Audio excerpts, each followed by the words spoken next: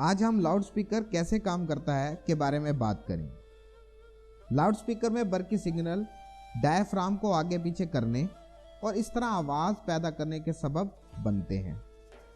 Diaphragm बरकी मकनातीसी induction की वजह से हिलता है। डायफ्राम एक कॉइल से जुड़ा हुआ है। कॉइल के जरिए बहने वाला बरकी करंट एक मकनातीसी मैदान पैदा करता है जो मुस्तकिल मकनातीस के साथ इंटरेक्ट करता है और इसकी वजह से डायफ्राम हरकत में आता है।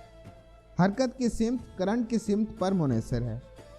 दो मकनातीस के एक जैसे पोल्स एक दूसरे को पीछे हटाते हैं जबकि मुखालिफ पोल्स एक दूसरे को अपनी तरफ खींचते हैं। जब एक जैसे पोल्स एक दूसरे के करीब होते हैं तो कॉइल और डायफ्राम आगे बढ़ते हैं। जब करंट की सिमत बदल जाती है और इस वजह से मुखालिफ पोल्स एक दूसरे के करीब होते हैं तो डायफ्राम पीछे की तरफ जाता है। छोटे डायफ्राम ज़्यादा फ्रीक्वेंसी की आवाज़ निकालते हैं जबकि बड़े डायफ्राम गहरी आवाज़ निकालते हैं। इसीलिए आला मेयार के लाउड स्पीकर 3 तरफा स्पीकर होते हैं। वो 3 ड्राइवर्स पर मुश्तमिल होते हैं। एक बड़ा वूफर, एक छोटा दरमियानी रेंज वाला ड्राइवर और एक छोटा ट्वीटर।